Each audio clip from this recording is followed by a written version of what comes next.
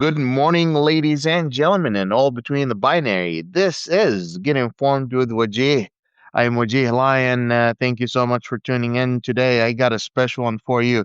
We have Professor Debra Shushan, one of the best minds when it comes to understanding Middle Eastern conflict, one of the most trustworthy voices when it comes to analyzing the issues in the Middle East, specifically Palestinian and Israeli conflict, the progression of the Syrian conflict, the Levant region, if I'm understanding correctly, and then the general U.S. Middle Eastern relations. Correct me if I'm wrong.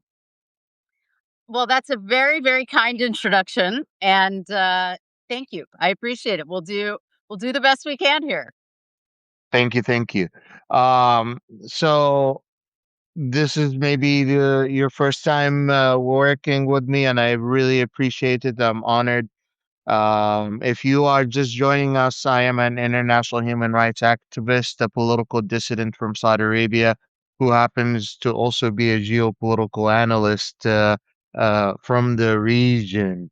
There's a lot of things and a lot of moving puzzles at the moment, and they all interact with each other one way or another. Yep. Uh, and a lot of people, like I feel like the biggest mistake that is happening in our media is that a lot of times we have people summarizing the issue and summarizing the solution. And I feel like it should be simplifying the way we should have people understand the issue, but with the depth and the complexities of what it has to offer. Otherwise, people are just, I feel like are preaching Orientalism. And that is one thing that I am trying to combat. And I feel like you do a good job explaining the details and making it easy for people to understand. So that's why I find you very, very, like your wealth of information, the way you presented it, very importantly. So thank you. Thank you. I appreciate that. The world watched as Assad regime collapsed. Full closure, my mom is Syrian, Mhm, mhm. and my mom's dad, my grandpa, used to be a judge during Hafid al-Assad when he was the dictator, and he was ordered to sentence several people to death that were innocent, and he escaped. Mm. He rather not sentence these innocent people, so he ran away with his mother and his wife and kids. And Hafez al-Assad ended up executing four of my great uncles because of that, or something like that. Wow. And so the Syrian Revolution has a big part in my family. I graduated in 2011 from my high school, and I immediately jumped in heads in with Doctors Without Borders fundraising and other stuff like that for the Syrian Revolution. So I saw it with my personal eyes developing, and and and for the audience who doesn't understand how this started in Tunisia with a person who have been, faced with debt and economic situation, and the government took the last hustle that he had, which is selling vegetables on the street. So Mhm. he took gasoline, stood in front of the government building, and lit himself on fire. Well, that caused the Arab Spring in Tunisia that ended up spreading to Syria, where you had individual kids at tribes that went out and did graffitis. In Dara. And, Yeah. and that, correct.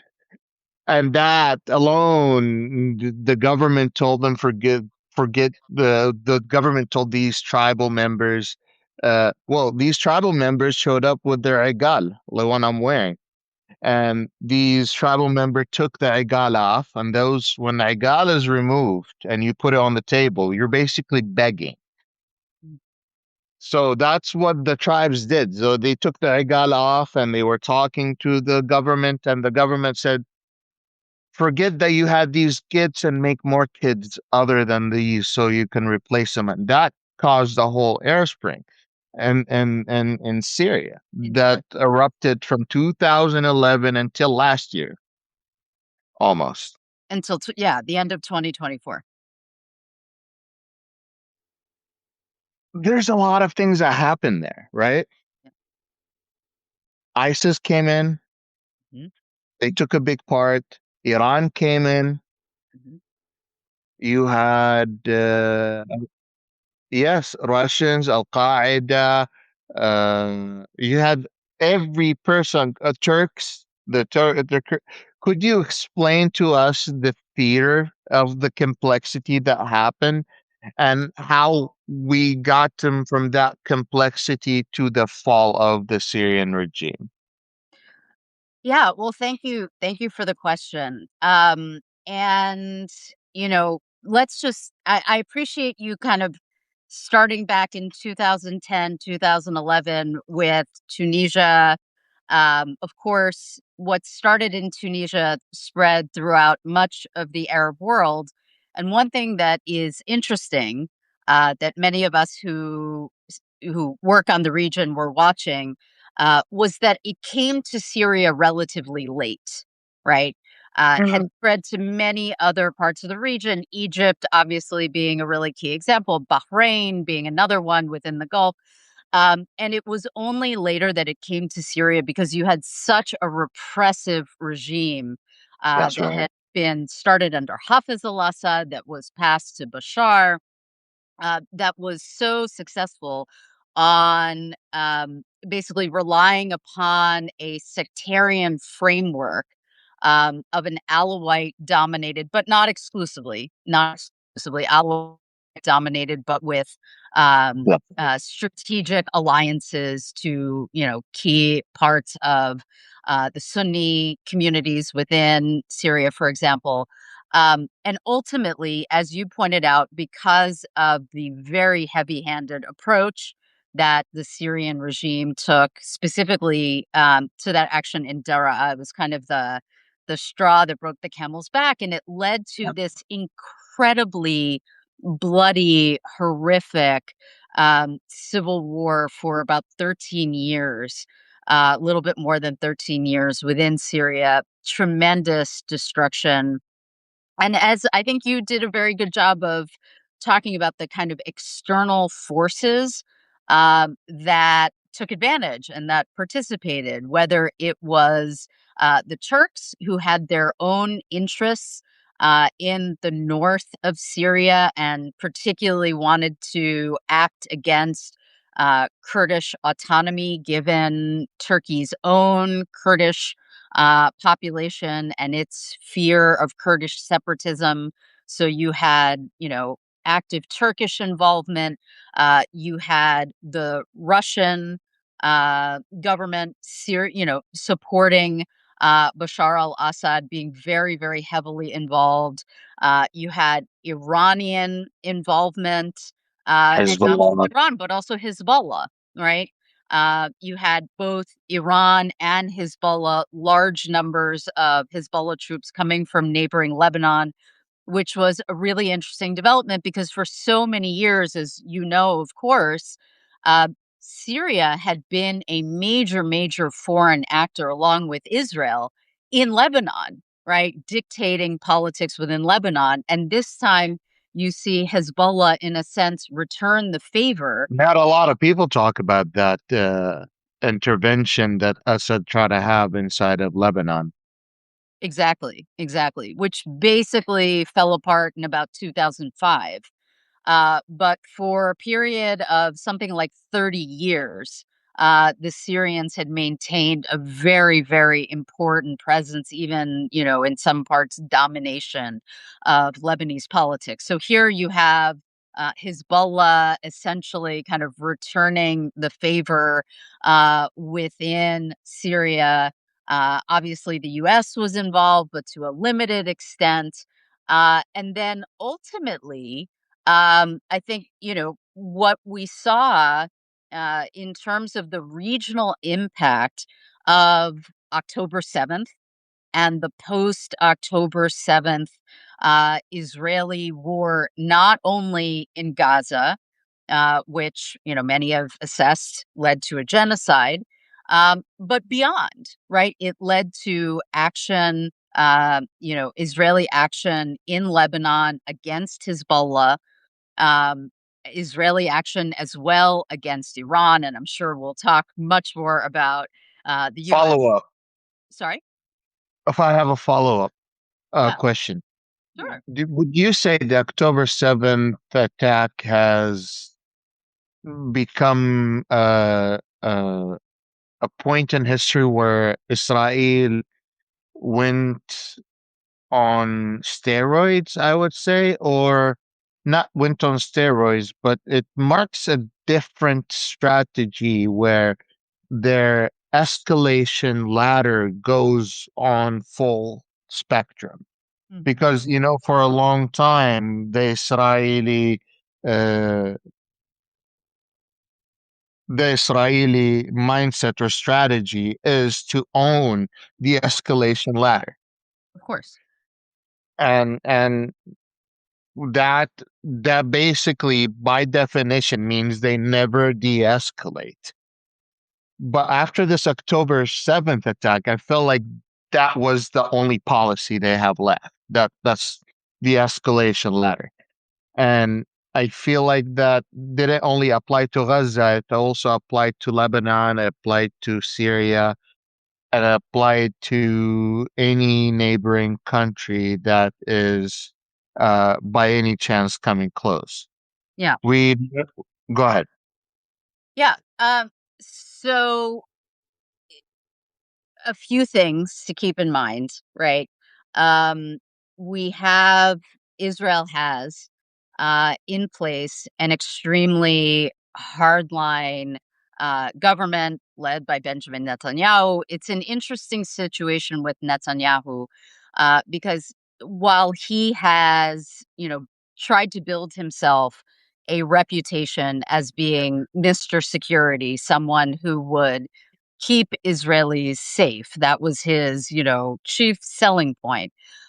Obviously, that broke down on October 7th when there was this really unprecedented attack by Hamas against southern Israel, 1,200 people killed, horrible atrocities committed, 250 taken hostage, either alive or dead, and brought to Gaza. And it was a tremendous failure on the part of Netanyahu and his regime in terms of being able to keep Israelis safe. And of course, Israel had you know, a reaction that many of us saw at the time was not ultimately obviously it was very bad for it was terrible for the Palestinians and Gaza, which suffered massive destruction. um, Also Israeli escalation in the West Bank as well, not connected specifically to Hamas, much of it through state-backed settler violence or terrorism.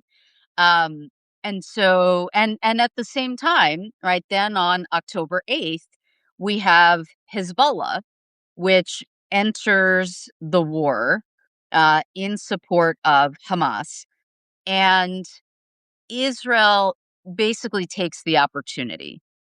Right. This is seen by the IDF as an opportunity similar to, what happened vis-a-vis the U.S.-Israeli war against Iran. I would say both times it was seen by Israel as an opportunity to deal with the threat from the most important of Iran's proxies throughout the region, which is Hezbollah. Right. Mhm. And so Israel mounts major operations in Lebanon. Um, and ultimately, going back to Syria, there is a series of kind of dominoes that would contribute ultimately to, the shockingly quick fall of the Assad regime at the end of 2024, right? You see the weakening of Hezbollah with the pager attacks, Yes, um, right? So we see that. We see the weakening of Russia, which is a separate matter having to do with Ukraine, right? that's Not right. just and also Russia's distraction, right? Russia was no longer interested in in Syria, in the Middle East. It had its own battles, its own much more, existential battle that it had chosen, to be clear, to fight in Ukraine. You see the weakening of Iran. So there are a number of external factors that contribute ultimately to the success of the rebels under Ahmed al-Sharia and the fall Now, of Ahmad Bashar al-Shara al-Assad. is a very interesting character. You mentioned Ahmad al-Shara. I want to get to him here in a second. But it wasn't the original strategy for the Russians on why the Russians were originally very close to the Syrians because that was their only access to warm water Sure. Well, was through the Syrian. right. In through to the Mediterranean, exactly. And so and the interesting thing is, one thing worth I think pointing out is that the new Sharia government in Syria Mhm. has actually maintained relationship with Russia, even though Russia was such a strong supporter of the Assad regime in Damascus. It has allowed the Russians to maintain their sea access within Syria because it perceives that there's certain advantages that it still obtains from that relationship with Russia. It has a military that is entirely built with Russian components. And so, and it needs the parts from Russia. There are, many different aspects of the Syrian Russian relationship that would take time to unwind if a new Syrian regime wants to do that. And so, yes, I mean, there are definitely mutual interests that continue between that go beyond any one Syrian regime in Damascus. Um, but, also this was a foothold for the Russians in the Middle East among as their uh, kind of global ability to project power declined, post Cold War. This was still a way to maintain their influence within the Middle East. And so, yes, so they maintained a major interest in Syria, but of course, we saw that decline after 2022 and the start of the Russian invasion and all-out battle against Ukraine. Who was supporting Ahmad al-Shara before the fall of the Syrian regime? I mean, this was as far as I'm aware, largely really a domestic movement connected, of course, with he had a relationship, was part of, I think, it's fair to say, of Al Qaeda, had some relationship with ISIS, but ultimately was really fighting this battle domestically against the Syrian regime, had sort of regional stronghold in Idlib. And many folks didn't really think that it was capable of projecting substantial power in order to take over Damascus. But I think it was those key international factors that didn't necessarily, that weren't directly supporting al Sharia, but weakened the regime in Damascus and enabled al Sharia to move with lightning speed and take over Damascus and ultimately consolidate power in many parts of Syria. Although I think it's worth noting that there is still fragmentation in Syria, right? I mean, you still have um, Turkish troops that are present in the north, in fact, who are actively trying to take away, and in fact the Syrian regime as well, under al-Sharia, trying to take away the Kurdish autonomy Yeah. in that part of the country, right? So we see that. Um, we now have, I think, one thing to note was that after the fall of the Assad regime, Israel moved in, right? Israel took advantage of this power vacuum that obtained in this period. When the Assad regime fell, the al-Sharia government had not, certainly not yet consolidated power. And Israel occupied the parts of Syria that were on the Israeli-Syrian frontier that had been demilitarized since 1974, following the 1973 Arab-Israeli War. Right. So there is still significant foreign penetration. There are attempts between Israel and Syria. I mean, the al-Sharia regime has taken a much more pragmatic, if you want to call it that, approach to Israel than one might expect, given al-Sharia's Islamist roots, in terms of trying to broker some sort of agreement with the Israeli government. But there are still some obstacles to that which we can talk about. Syria has a lot of minority groups. In True. fact, Yeah. it's mostly made of minority groups. Yeah. There's the Sunni Arabs, Alawite Arabs, Shia Arabs, Sunni Kurds, Yazidi Kurds, and Christians. Yep. And then between these religious groups, you have Arabs, Assyrians, Armenians, Yep. and Greeks. Yep. That's quite a diverse Incredible. country, So, and yet we see at the beginning of well, first of all, we see these factions play in real time, but no, it's almost like unspoken rules. They just happen. yeah.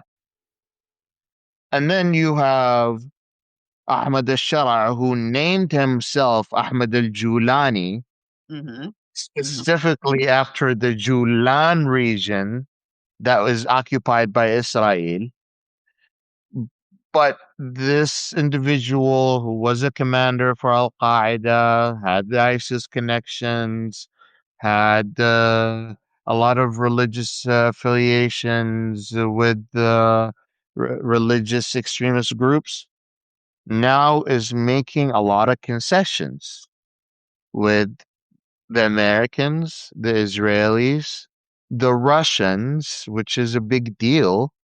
Yeah. Uh, and then you have Saudi Arabia is covering is almost their kafil, I would say. They're actually acting like their sponsor. They're wingman. Oh, Yeah. yeah, they're wingman. They're actually acting like a wingman. With They made Trump. sure that Trump. Yeah, Yeah. Absolutely. this is a lot of concessions for a guy that used to be Al Qaeda. I mean, that's one way to look at it, right? I mean, you could certainly look at it as concessions.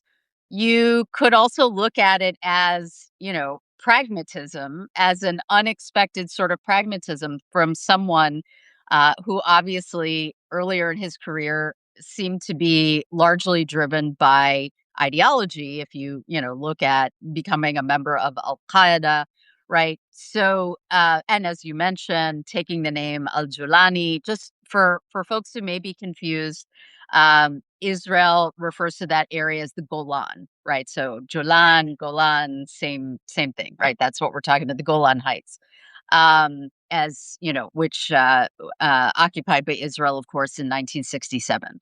Um, and so, yeah, absolutely. But this is, I mean, what is so fascinating about Al Sharia, I think, is Um, the fact that he,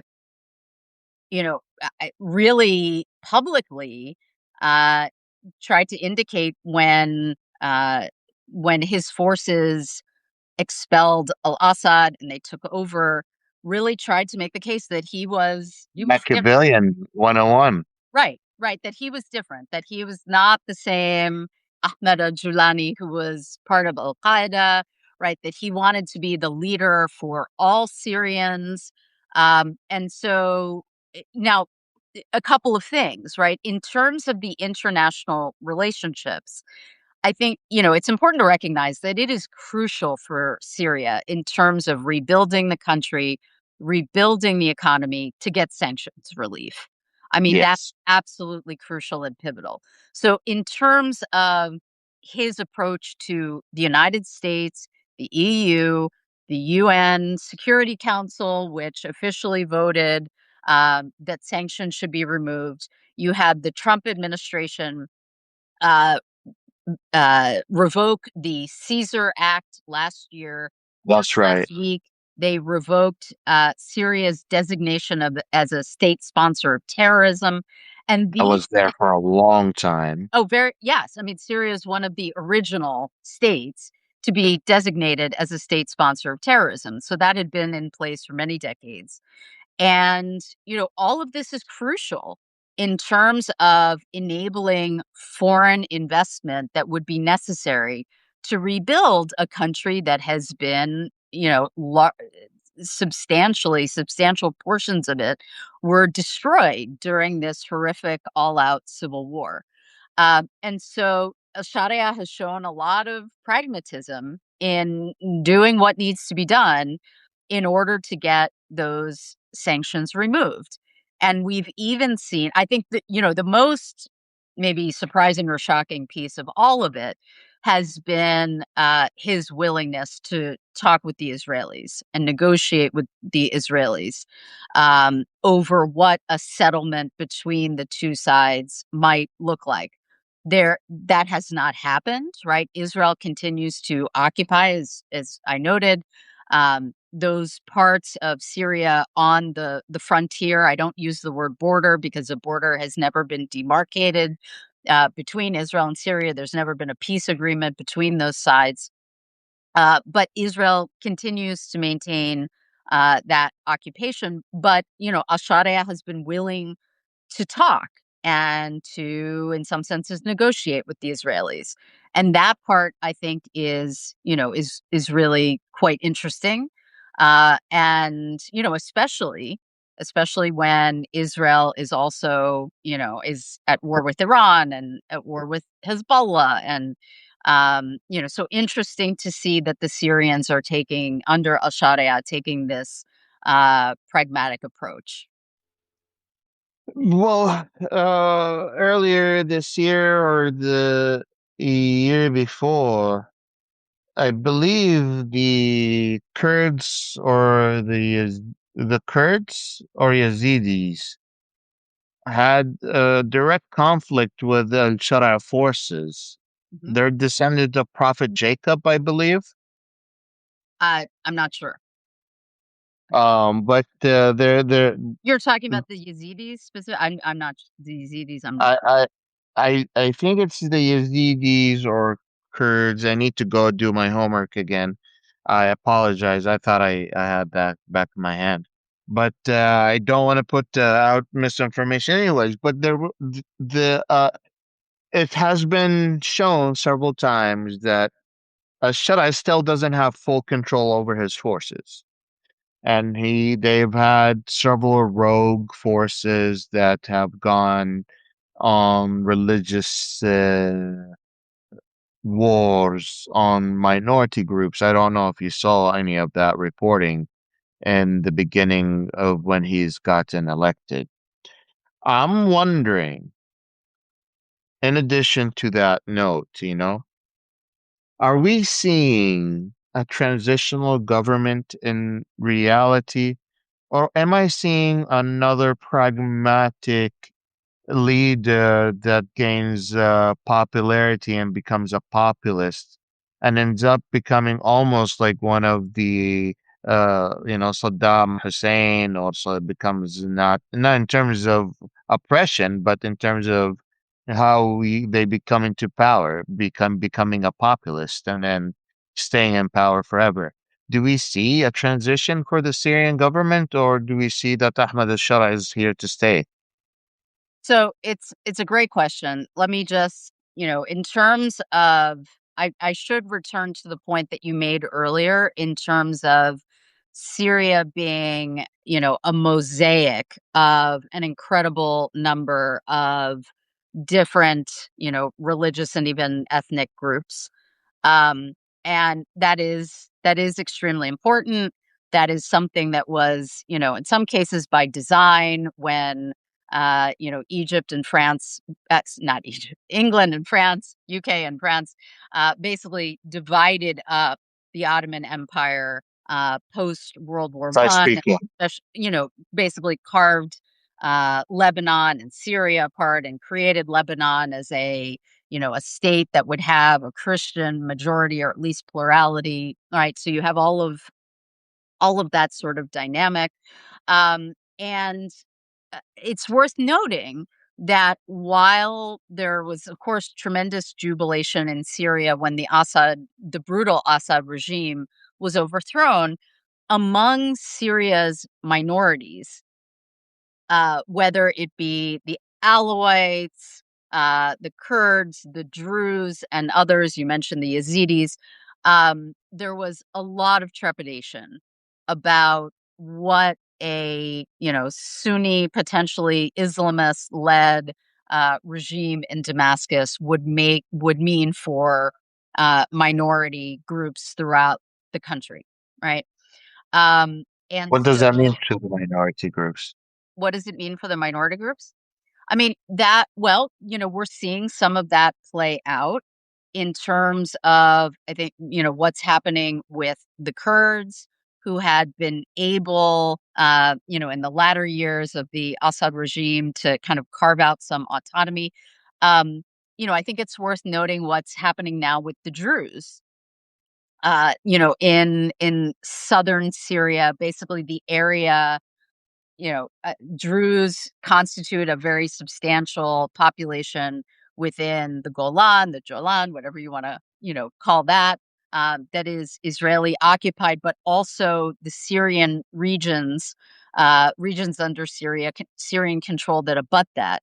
And there have been attacks by Ashariya's forces against the Druze, and this is significant in terms of what's going to happen between Syria and Israel, because the Druze population in Israel, not necessarily in the occupied Golan, but in the rest of the country, have agreed to be conscripted into the Israeli military, into the IDF. And so there is a real feeling among Jewish Israelis that the Druze are brothers in arms, that they have died That's right. along with Israelis in battle.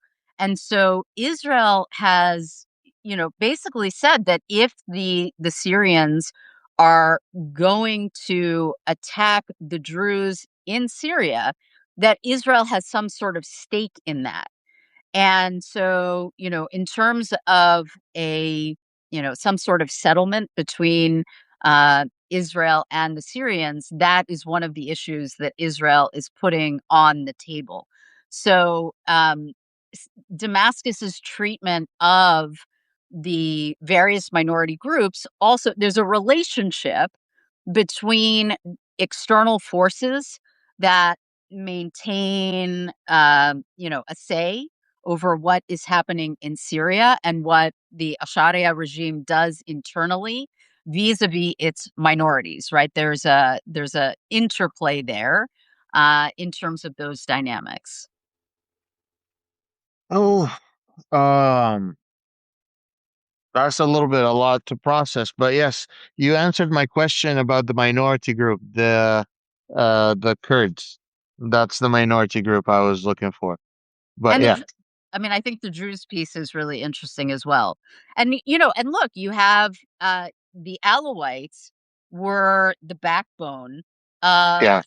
the Assad regime. I mean, it's one of the things that's so interesting to me, about the Assad regime is that the Assad family belonged to Syria, one of Syria's minority communities, the Alawites. And in fact, that was kind of part of their secret sauce, that kept them in power because they developed such, kind of a clientelistic network of solidarity among the Alawite population and, some of the other minorities, along with some of the, some parts of the Sunni community within Syria. And so, obviously the Alawites, with the fall of the Assad regime, are one of the minorities that has been, had the most trepidation about the potential for, revenge against them by. Weren't the Assad family so invested in creating these factions and actually making sure that these factions actually stay divided and hate each other? I mean, that's what my mom used to tell me. Yeah, sure. I mean, which is a common tactic, right? Divide and rule tactic, that is used in many authoritarian regimes as a means to maintain power. So, which your mother obviously, knew quite well and experienced. So, yes, absolutely, I would agree with that. Now, let's get back to the Julani. We talked about him as being this pragmatic leader. Maybe, maybe we certainly see indications of that. We'll see what happens going forward. Oh, it looks what you I can't hear you. It looks like we may have lost your sound, inshallah, temporarily. I still can't hear you.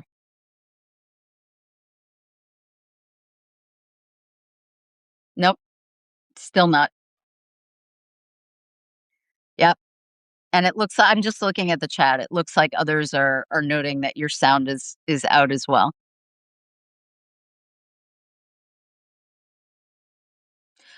Nope, still can't hear you.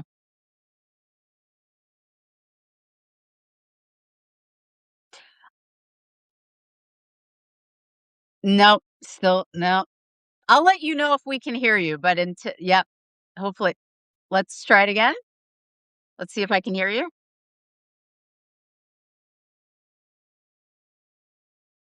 What'd. All right, folks, it looks like he's trying a new audio. Just tried a different Now, headphone. here we go. I can hear you again. I didn't, the one other thing, that I would say is, No, I still can't so hear. in terms of what is going to happen with Oh, Sharia and let's try it. how long he may stay Let's in try power. it. Can you hear me, Ahmed? Not Ahmed. Can you hear me? I don't know that you can hear me. It looks like the audience can hear me, but I'm not sure if Wajih can. Hello, Wajih? Yeah, and it also looks like he's frozen. Sorry, folks. It looks like so I'll just continue what I was saying because it looks like Wajih is frozen, unfortunately. But oh, all right. Let's see if he's able to come back. Um, hello, Wajih. Hi, Are you back with back. us? Could you hear me now? I can hear you now. You can hear me. I can't hear you. You can't hear me? Okay. I think the audience can hear me, but it looks like someone in the chat says One going second. to Let's try ASL. this again. What? Can you hear me? This is, it's Okay. No, I can hear you. alhamdulillah. Okay. Excellent. Alhamdulillah. Alhamdulillah. Thank you all for your patience. I apologize, and I need to use a different phone from now on rather than this one, so I don't get calls while I'm on the live stream. Ah, But I was talking about Ahmed al-Shara, and I was saying that he is a pragmatic leader, showed his capabilities of maneuvering through different international policies, international politics, got on Trump's good side. Trump sprayed him with a whole bunch of fragrances in the White House yeah. and then sent him with more fragrances when he returned back. Didn't I believe he also made a comment about him being good looking? Yeah, I think Trump Loki is gay, but we'll talk about that later. But the I was asking you, and we got distracted by something else. Is he here to stay as a pragmatic populist, or is he as like he promised that he is going to be part of this, transitional government? I think it is really too soon to tell what's gonna happen with Ahmed Asharia and, and his transitional government. It is positive to see that he has incorporated, some folks into that transitional government that show some attempt, to broaden beyond what you would expect, from a government led by someone like Ahmed Asharia. But in terms of, what happens in, vis-a-vis popular inputs and within the government versus an incipient budding dictatorship, I think it's really too early to tell, certainly too early for me to tell in terms of what Syria's future is going to look like, what Ahmed Asharia's future is going to look like. I do think that the measures that the international community and I have a lot of criticism, and we could talk about this vis-a-vis Iran, but a lot of criticism about the Trump administration in many, many regards. I do think, however kind of weird and slightly homoerotic the situation between Trump and Al-Sharia is, I do think the lifting of sanctions against Syria by the U.S. and other powers is really important for anyone who cares about the Syrian people and wants to see the country be rebuilt. You think this the release of sanctions on Syria is a good decision by the Trump I do. administration? I, and again, I say that as someone who, won't praise a hell of a lot that the Trump administration does. But I think this is something that I think, is broadly supported um, on a bipartisan basis within the United States government. I think within Congress, there are folks who may be critical to some extent because they would have liked to seen some conditionality or whatever. But I think it's a good decision, and I think it's one that has generally a substantial amount of bipartisan support here in the United States, and global support as well. That is very notable What do because you? a lot of But what do you think about it? I honestly feel complicated because I think the people who will benefit the most is the Syrian people, the everyday people that have been struggling to get a tank of gas into their building because buildings are heated up and they're gassed and the electricity and the heat in the winter in particular is by gasoline. Mhm. So you have these gasoline trucks going from one building to another, and you have families who, just rationing out this type of purchases. And during the Assad regime, these purchases were very, very hard to make. Sure. Um, the opening of the Syrian economy allows Syrian mom and pop shops that have existed for centuries in some occasions and for decades on many other occasions to engage with the global economy for the first time.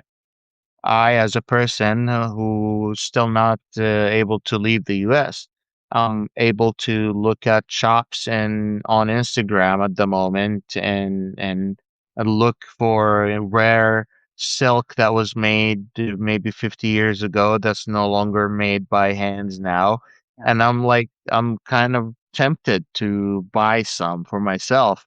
But you get the idea, right? Now, for the Yeah. first time, people are able to purchase stuff from Syria, including Gulf countries, and it's pumping a lot of money into the Syrian economy. And I'm very excited for the Syrian people. It is genuinely making a difference in the everyday to day lives. And I think I've seen people like go to the most expensive restaurant and order everything on the menu they had, and they spent maybe $150 US dollars. So just like to give you an idea of how cheap the country is. So a lot of Syrian Americans are going back for the first time in 50 years, 60 years. They're excited. Yeah. Yeah. So no, I'm very excited for the Syrian people. I'm just um there's a lot of I mean, we have to remember ISIS had a lot of camps, and these camps were brewing grounds for extremism. Yeah. And many people who were in these camps are returning also to Syria. So, it's a two-edged sword. You're definitely helping a lot of basic innocent people to get back to having an economy, but that is exactly what you need, where people have something to lose to not want to risk it. Yep. And that is exactly how you defeat terrorism. That's As exactly. is and a lot of people don't understand that. And just balancing out exactly how to do that is very important. So that's why I agree with you. It's very important. I see the benefits of it. But on the other hand, like I could see how anyone on the far right would try to get on that wagon. But here's the thing, all of the European countries want to strengthen their relationship with Syria so they can send all of the Syrian refugees back to Syria. Mm, mhm, That's something no one talks about. mm. Ahmad Shara, when he comes around European countries, part of the economic relief that he's getting is that he's promising to take back Syrian refugees back to Syria, especially Syrian criminals or Syrians with criminal records at that point. Mm, And that's something that European countries have been very serious with when they're talking with Ahmed al about this. And I haven't heard anyone talk about that, honestly. mhm, mhm. But that is being played out, and I think that is one of the biggest, again, defeating terrorism, getting immigrants back to their countries has to do a lot with how you stabilize a country. If you send back people to a country that doesn't have any stability, you might be causing instability. So it's a very, very balanced equation they need to play. Absolutely. I mean, there are complications to be sure. Um, but one thing that I think is another way of kind of casting what you're talking about, another piece of that is that because unfortunately so many Syrians had to leave the country during the horrific civil war, and many of them, of course, went to Europe. As you pointed out, very, very few were able to come to the United States. And in fact, the Trump administration just removed TPS protections so that they no longer stay here, which is another piece of this. Thank you, Trump administration. I'm being sarcastic here. And of course, they did that to the Haitians as well. They did it to the Haitians and Syrians together, removing TPS protections. Um, But, on the positive side for Syria, whether those Syrian expat populations come back permanently, or maybe more likely in many cases, come back, visit, invest in the country, even if they kind of become dual citizens going back and forth between European states and Syria, that brings a lot of potential for, again, for external investment where emigres can help to rebuild the country. One thing that I would note that folks may not have seen that's really interesting, which I'm sure you'll know, is that Syria has an historic Jewish population as That's well. right. Um, you know, of which very, very, very little, almost nothing, remained within Syria during the Assad years. But you have seen actually some Jewish Syrians uh, go back, not necessarily to live permanently, but to basically reconnect with their Syrian roots. And there may be some interest there in also, reconnecting, investing, etc. I mean, that's a small part of the equation. I don't want to, that's a very small population.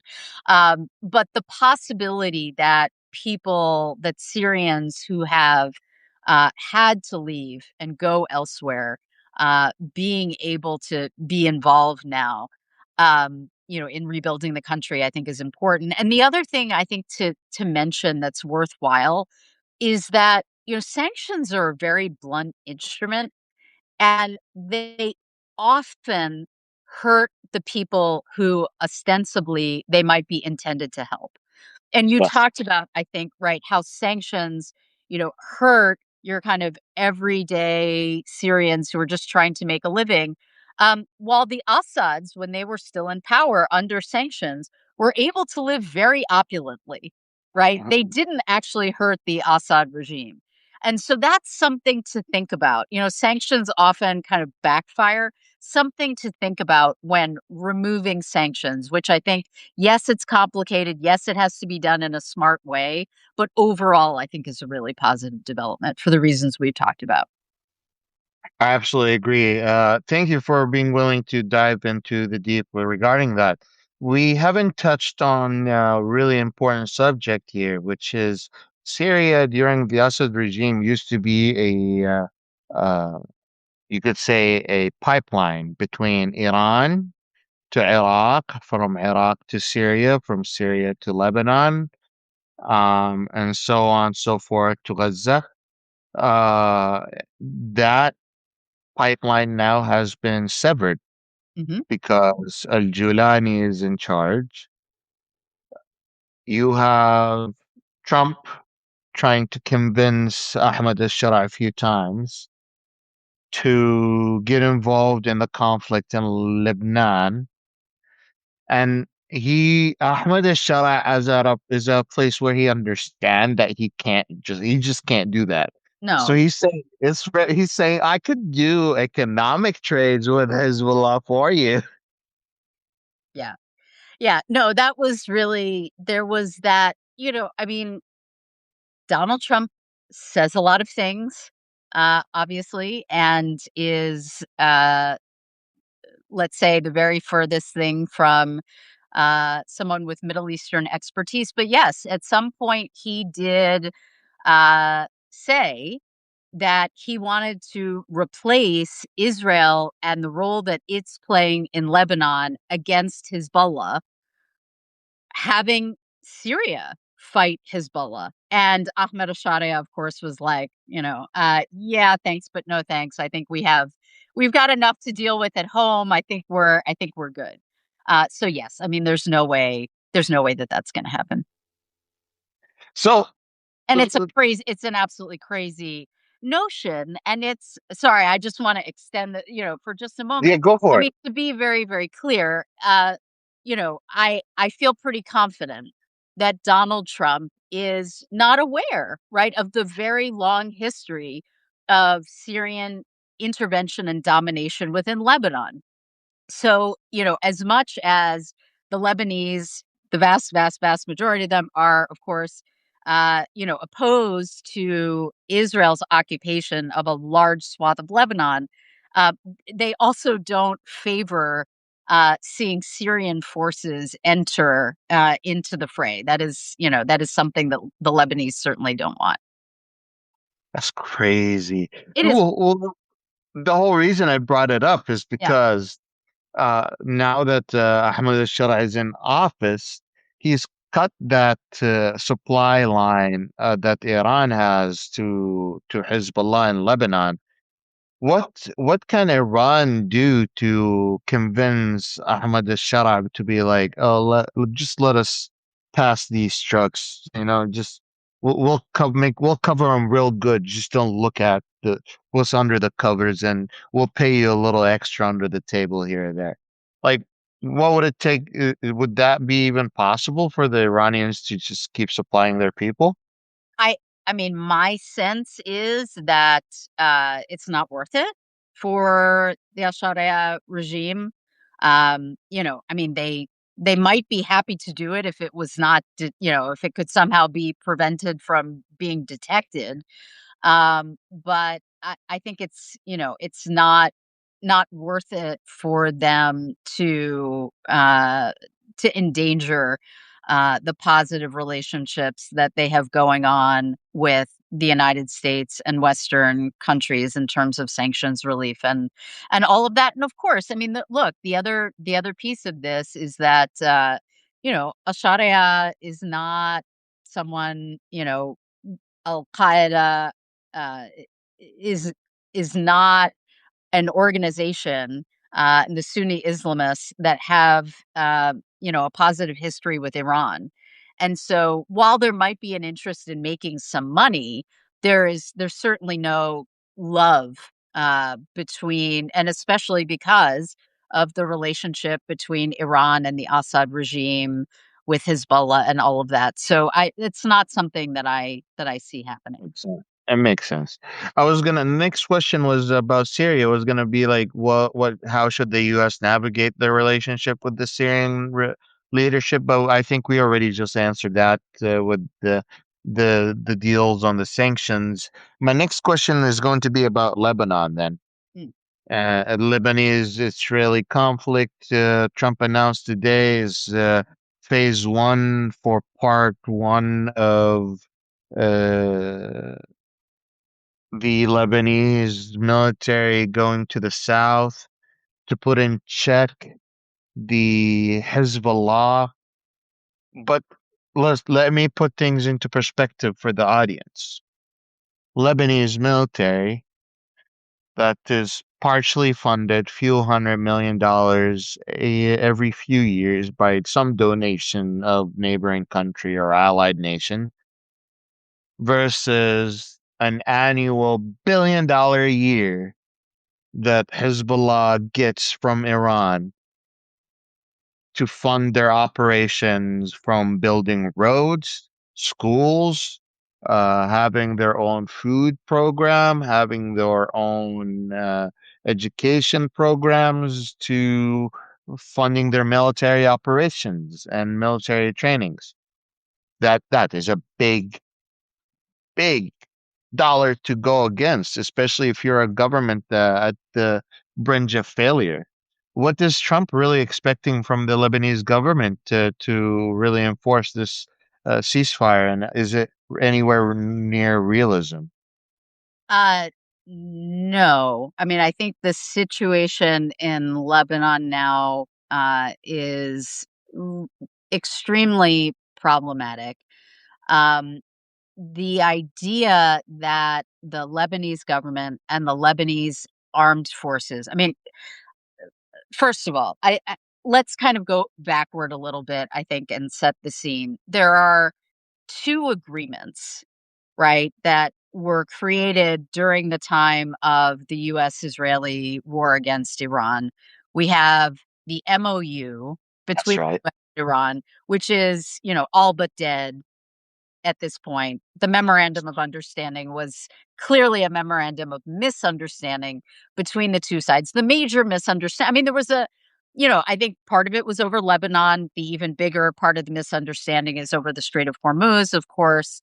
But so you have that in place, and that under the MOU, the very first paragraph of the MOU talks about a ceasefire and sovereignty, protection of sovereignty, right, of all countries in the region. It specifically mentioned Lebanon, right? So that part I think was pretty clear, and that was a major demand of Iran during the negotiations, right? So you have that. And then you have separate negotiations between uh, Israel and the Lebanese government under the auspices of the United States, conducted here in Washington without any participation from Hezbollah, which, of course, is a major actor in all of this. They certainly never blessed this, but there is an agreement between Israel and Lebanon that basically is fundamentally at odds with the MOU, right? Because that second agreement basically allows for Israel to maintain its occupation of southern Lebanon. So it's at odds, right, with the idea of of a ceasefire, of Lebanese sovereignty. The MOU would seem to, even though it doesn't explicitly say Israel has to withdraw from southern Lebanon. I mean, when you're talking about sovereignty, what does that mean? Here, under the second agreement, you have Israel able to maintain its occupation until Hezbollah is disarmed, right? And it does talk about, Israel withdrawing from certain, kind of pilot experiment areas, and the Lebanese government taking over, the Lebanese armed forces taking over, and a gradual Israeli withdrawal after Hezbollah is disarmed and all of that. But the problem, I mean, this is all obviously very, very complicated. You have a weak Lebanese state. You have, Lebanese armed forces, which are weak.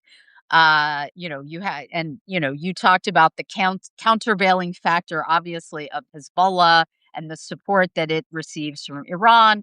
But there's also a question about um, how the Lebanese armed forces um, counteract Hezbollah, basically take over portions of the South when the country is still occupied.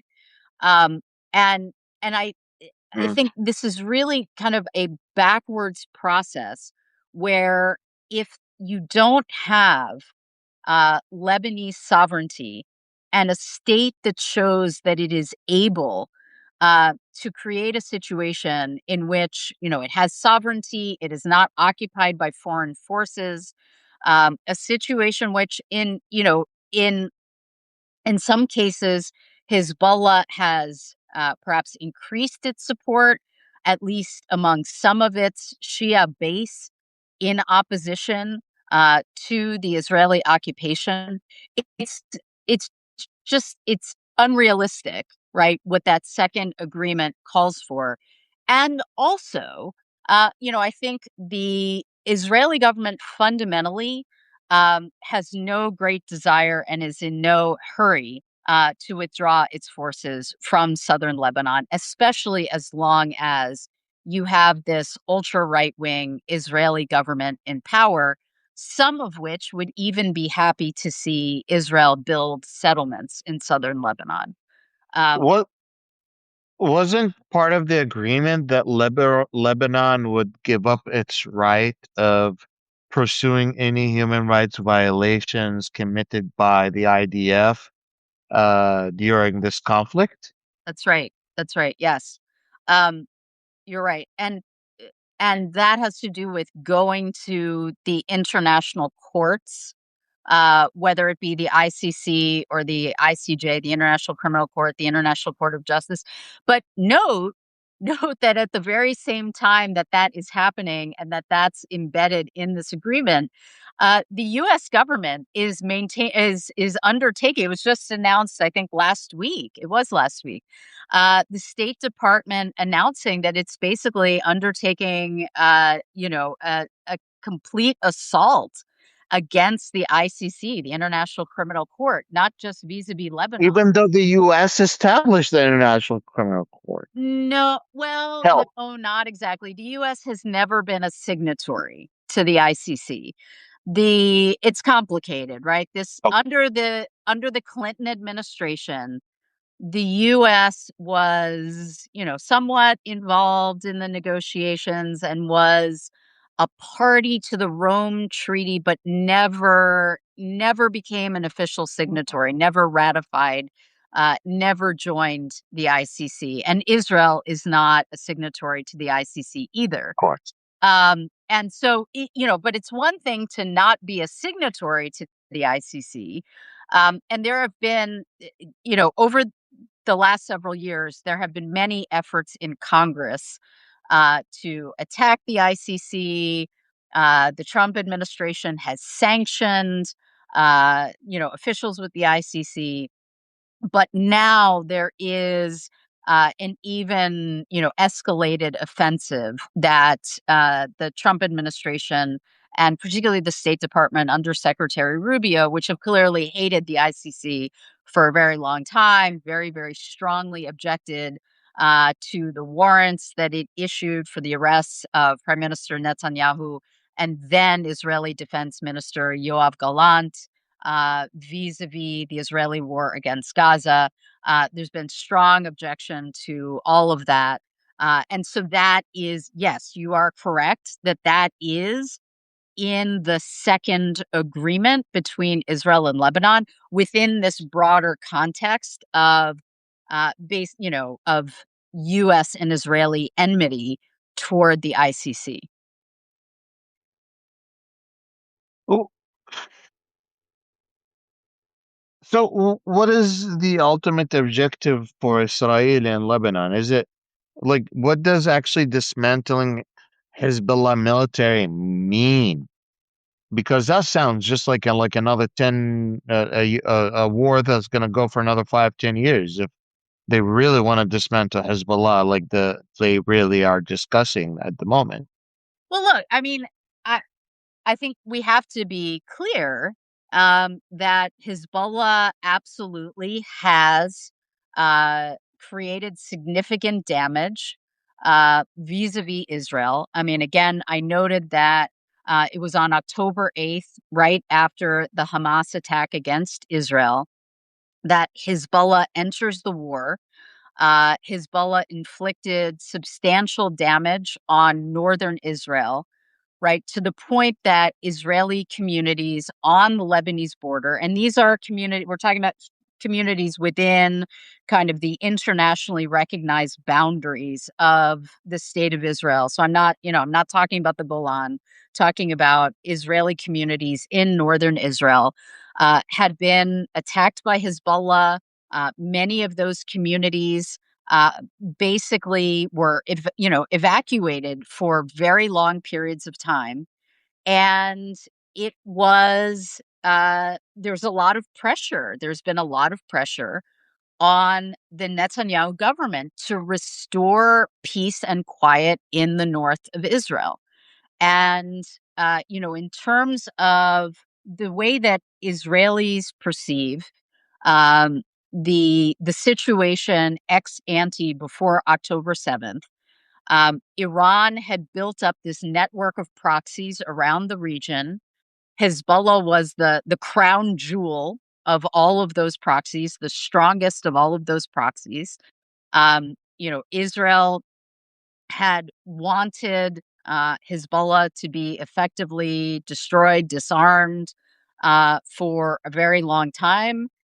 Israel, of course, maintained an occupation of southern Lebanon for 18 years, from 1982 to 2000. Its occupation, its wars in southern Lebanon were pivotal to the creation of Hezbollah. as an opposition force to Israel. And so ultimately, I mean, Israel sees it in its basic, vital, fundamental security interest that Hezbollah no longer be able to threaten Israeli communities in the north. But even more than that, Israel sees under Hezbollah, with its very close alliance with Iran, in many ways sees, the way that they perceive Lebanon, in many ways is as having been occupied, penetrated by Hezbollah, which is to some extent an organic Lebanese force, but also uh, very substantially influenced, penetrated, etc., by Iran, which essentially kind of gives Iran a foothold right on Israel's northern border. And so the Israelis see it as crucial that Hezbollah be disarmed. The question is, to what extent that is possible. And if it is, how that happens. I think it's also in the interest of the Lebanese state, of the people of Lebanon. But that certainly is not an easy nut to crack. And I think the idea that it's going to be accomplished with Israeli occupation of southern Lebanon is something that is, I think many, many experts, folks who know more about internal Lebanese politics than I do, have been very clear that it's not likely to work that way. I Could you talk a little bit about the current humanitarian situation because of the war in Lebanon? Sure. I mean, the currently you have a situation where, again, because of Israeli occupation of southern Lebanon, and I think on the one hand, are there serious Israeli security concerns here? Absolutely, as I've just talked about. On the other hand, you have a situation where Israel has gone much further than, I think, just Israeli security considerations would dictate, in terms of major attacks and destruction of towns and villages, not just, attacking Hezbollah, but, attacking cities, villages, civilian populations, bulldozing villages in that boundary region between Israel and Lebanon. And in that process, 1.3 million Lebanese, which is a really substantial percentage of the country, something like 25% of the Lebanese population, has been displaced. Lebanon is a country that was already, before October 7th and October 8th and the US Israeli war against Iran, before any of that, Lebanon was a country that was suffering very serious economic hardships that go back some years to the explosion in the port in Beirut, which seriously Fertilizer. the Lebanese economy. And so this is a state that was already struggling, many people already struggling financially. And you have this massive displacement. So there are really serious humanitarian concerns, issues. And one of the things that I think is not talked about a lot, which is worth noting, is that, if you look at both the destruction, really substantial destruction in Lebanon, destruction, of course, also in Gaza, destruction in Syria, which we've talked about as well, which, goes back to the civil war. There is so much destruction, right, in Palestine, Lebanon, Syria, that um, normally you might think that the Gulf states would come to the rescue and foot the bill for reconstruction. And you're shaking your head with good reason, because these Gulf states have just sustained very, very substantial damage as a result of Iranian retaliation against the US and Israel, uh, against them during this war. And so their appetite for, they're going to be very, very focused on rebuilding their own infrastructure and not terribly interested in humanitarian causes and rebuilding in other places within the region. And that's going to be really detrimental for these places that are going to need a lot of external aid. I mean, you have to remember Syria, Lebanon, were all countries where Gulf states would go to party and come back to. Yeah, Back in the day before these Gulf states became a hub for, before Dubai became Dubai, before Abu Dhabi became Abu Dhabi, like before Qatar became the hub it is right now.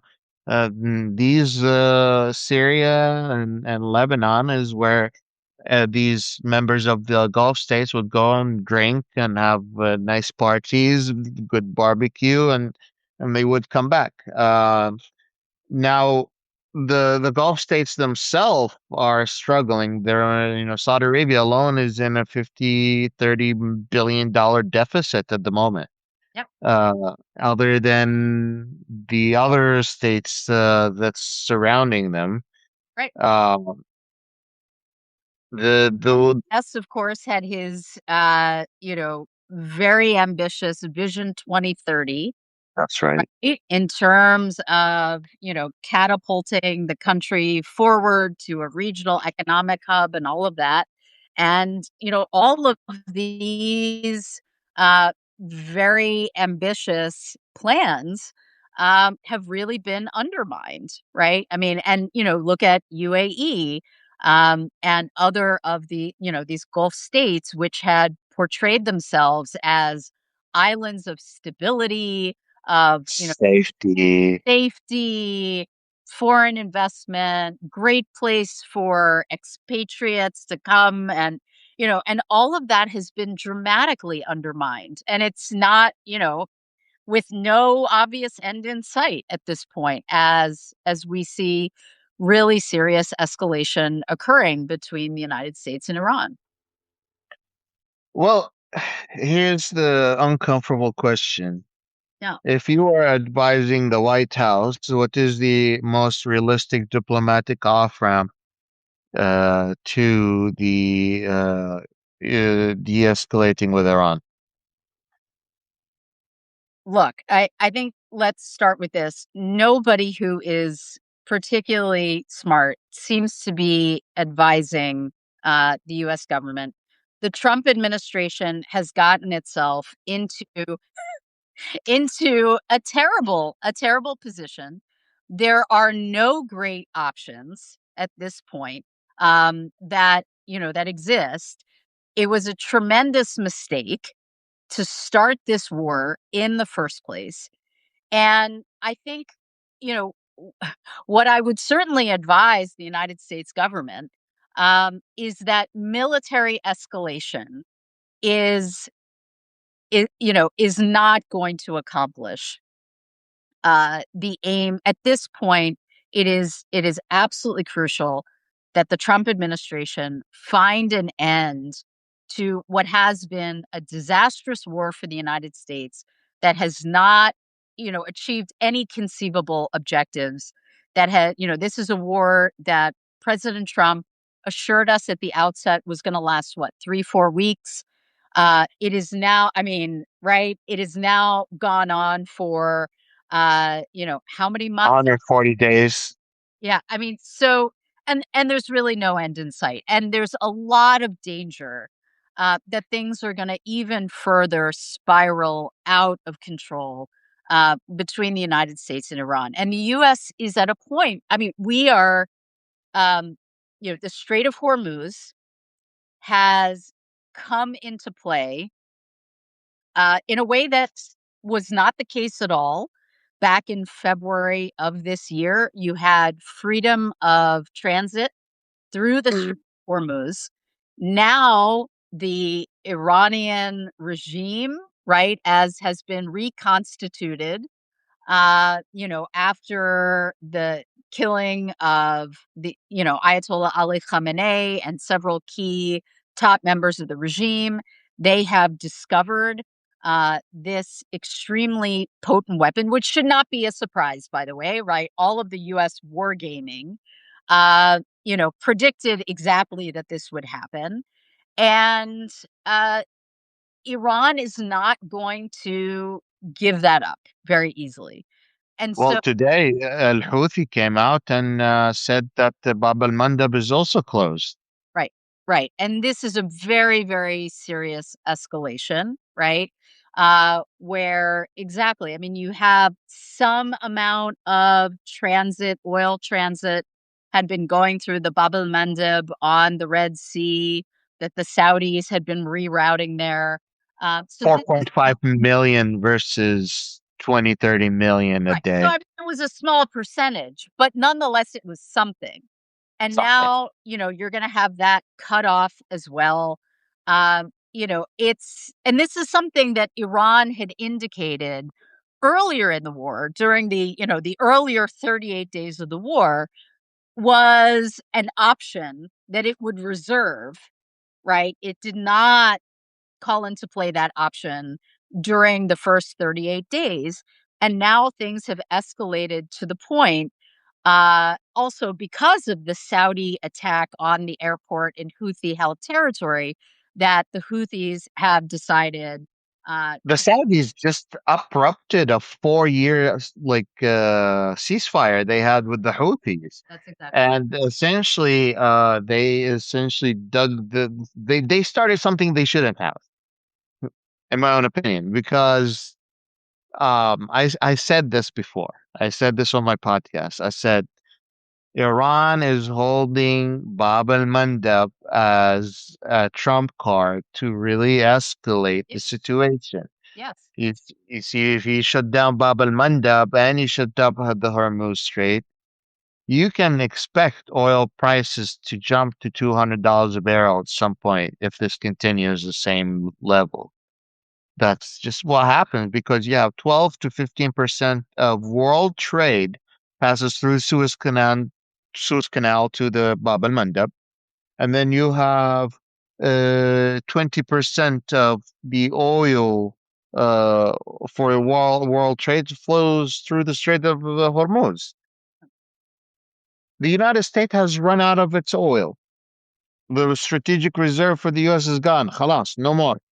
What is left is only for the U.S. military. So what is going to be next is the American people will feel it in their pockets right away, because till this point there's a lot of subsidies. Till this point there was a lot of uh, you know mm, oil being released through our reserve, and these reserves are a matter of national security. And somehow we have decided that it's okay to use it all now. Well, I think that we are in a for a right like a very very interesting. I I I I estimate at least 3 to 6 more months of conflict, at least. And Americans do not believe me because when I say this, they see Trump. Oh, Iran said that they will talking peace. So all the market, all of a sudden, prices drops, and I'm like, wait a minute, like, hold on, relax a second, relax 1 second, my friend, hold on, nothing happened yet. Yes. I see someone has written in the chat the phrase market manipulation, which I think is an important one here. I mean, we definitely have folks who are profiteering, uh, especially the oil industry here in the United States, and uh, folks who are very closely allied with the Trump administration, even related to the Trump administration, who have been, allegedly profiting off of all of this. But ultimately, it is, the American people, and even more than the American people, others around the world, especially, folks in South Asia who are suffering to an even greater extent. We have, um, of course, not only the issue of oil going through these crucial passageways, but also other commodities like fertilizer. And so, there is a lot of pain that I think, everyday Americans and people around the globe are going to experience. And we're dealing with a situation where ultimately this only gets resolved through diplomacy. But I think that you're right, unfortunately, that we are not particularly close to that happening. Um, that both sides seem intent on inflicting more pain and more damage. The Iranian people have experienced horrific damage and destruction and death as a result of all of this. Um, and ultimately, you're going to have a diplomatic solution. But the problem, I think, is that that diplomatic solution is not going to be as favorable to the United States and the Trump administration as its wishful thinking would hope. And at some point, with regard, for example, to the Strait of Hormuz, where Iran is simply not going to allow uh, the situation to go back to the status quo ante of free navigation of the strait. And that's something that the Trump administration feels is a non starter. But I think it's going to be crucial for the Gulf states to assert themselves. Uh, and Wajih, I'm sure I don't have to tell you, there's a lot of division Oh bet my God. between the GCC states, especially the Saudis and the Emiratis. But, I think there's gonna be a real need for them to somehow get their shit together and assert, basically a regional block. And, they are the ones with the greatest interests in all of this. They've suffered, very, very significant damage. And they're going to have to play a very crucial role in the diplomacy that's going to bring this to an end. And we don't quite appear there yet either with the Gulf states. But I think it's crucial. Let me ask you maybe a curveball question. What is the what is on your radar that is not being taken into consideration that people should be taken into consideration looking at this war? What has people not been talking about that need to be talked about regarding this war? I mean, I think a key piece of this right now, what we're seeing is the US Iran escalation. I think a key question is going to be what happens with Israel, which so far has not uh, been part of this escalation against Iran. Um, the Trump administration has, let the Israelis know for now to remain at bay. But the Israelis have been very clear that they are ready uh, to re-enter when they are basically asked to, when they are given the go-ahead by the Trump administration. Within recent days, we have seen the United States send refueling planes to Israel, parking them, dozens of them, parking them at Ben Gurion Airport. Now, part of that, I mean, these are not necessarily, I'm not saying that they are for Israel's use, right? The idea is that Ben Gurion Airport is a place that is under, tremendous security, which we haven't seen in terms of U.S. bases in the Gulf. Which have sustained, I think, damage that we really don't know the extent. I mean, the Pentagon has not been forthcoming about any of this, right? Even in terms of like, the number of US troops who have been wounded. But anyway, going back to the situation with Israel, we also have to keep in mind as a piece of all of this that's interconnected, that Israel has elections that are coming up in 3 months at the end of October.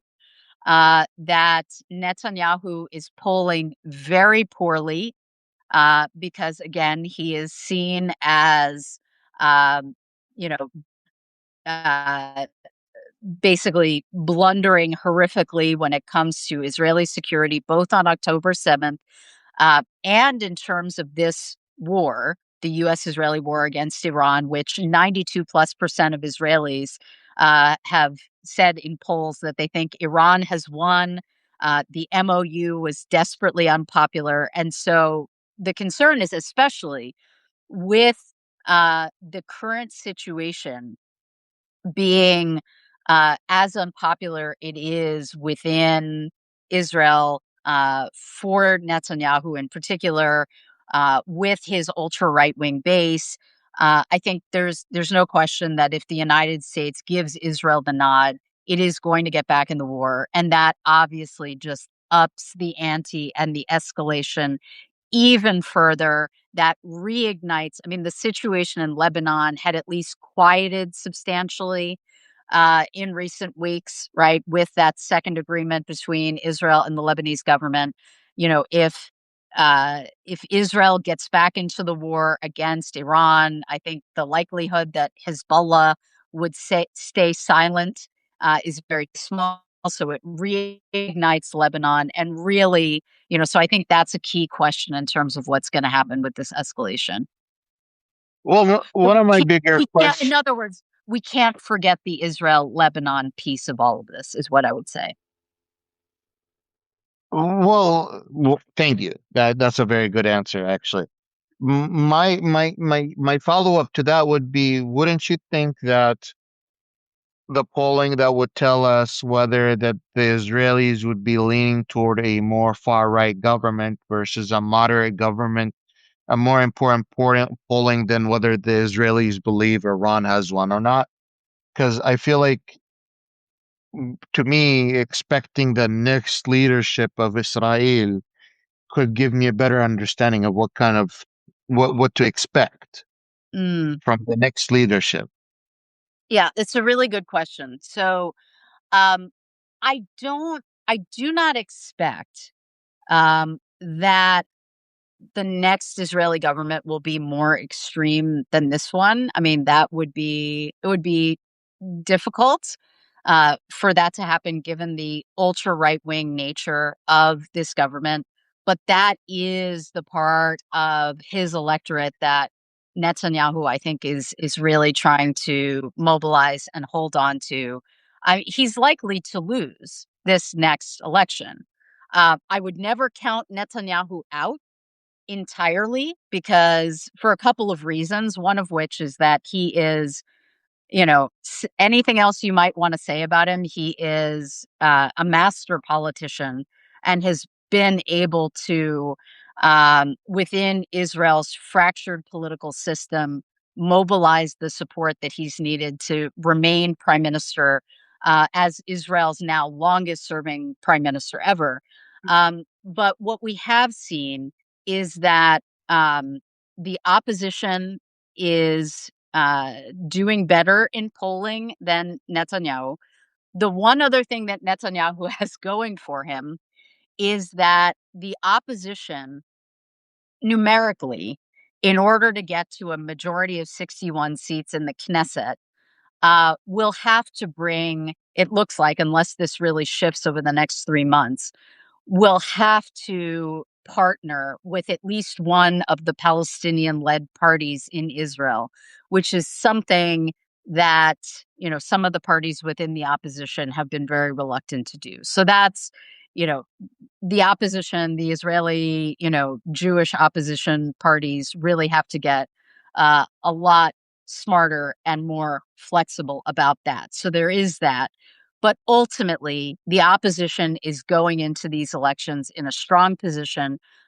There is a new emergent party that's being led by a former IDF chief of staff named Gadi Eisenkot, which for the first time in polling is starting to actually poll stronger than the Likud party. For a very long time in Israeli politics, whatever's been happening with the various coalitions, the Likud party, Netanyahu's party itself, had been number one in polls. And for the first time, you're starting to see an opposition party, any party, actually pull ahead of Likud.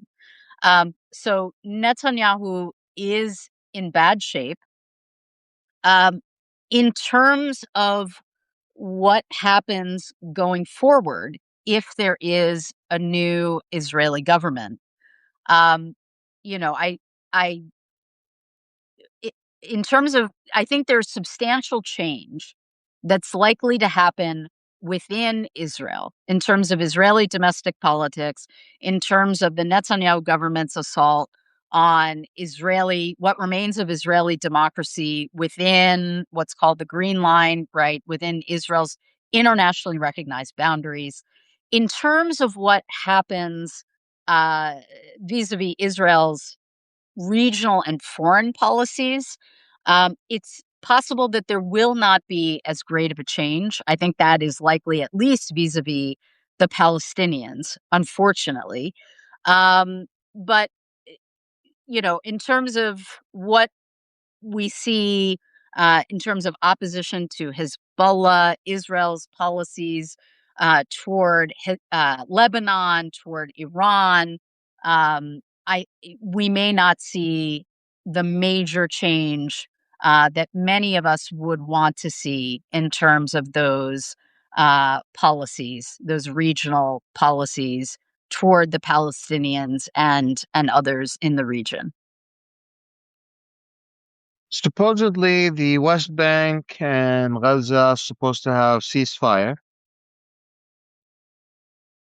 I'm and just Can I just answer a question really quickly in the chat? please go ahead. I Yes, there's yes. a little bit of I see a question about Israel canceling elections. Um, and someone had earlier made a comment that Netanyahu is threatening to cancel the primary election within the Likud party, but Israel's national election for Knesset has not been canceled. That would be a huge, huge deal if that were to happen. Those elections are scheduled for October 27th. Sorry, I interrupted you. No, no. So there's several news that are coming up here. One of them was 30 minutes ago. An elderly Palestinian wounded in a settler attack and occupied West Bank. You also have a ceasefire in Gaza that's constantly broken. The things that are being attacked by the by the IDF are very questionable. Like the person that was responsible for uh, publishing the World Cup for, kids and neighbors to come gather to watch together, the water desalination plant. They're not like they're genuinely targeting civilian infrastructure. And they keep claiming it has to do with Hamas. It has to do with Hamas. It has to do with Hamas. How much of that has anything to do with reality, and how much of that is just an excuse to keep hitting civilian and killing innocent lives in Gaza at this point? I mean, the situation in Gaza is horrific. Um, the intervention by the United States, the international community, the Board of Peace, the UN Security Council resolution that affirmed the Board of Peace is extraordinarily problematic. We are in a situation now where Israel controls roughly two-thirds of the extremely tiny Gaza Strip. The Palestinian population of Gaza is, in horrific circumstances from a humanitarian perspective. There is a need for massive rebuilding, and not along the lines of the Kushner plan of turning it into the Kushner Trump plan of turning it into, a Riviera of on the Mediterranean of AI hubs for um, Gulfies to, and internationals to come and enjoy, right? So it's really a horrific situation. Netanyahu has, promised that Israel will take even more territory in Gaza. He said, starting with 70%, right? And possibly more than that. The situation in Gaza is, clearly terrible, and it will remain so unless there is international pressure um, on Israel for something fundamentally different. And we don't see that. We don't see that forthcoming from the Trump administration. As you mentioned, there is a so-called ceasefire in place that is, as many I'm not the one to come up with this, but more fire than cease.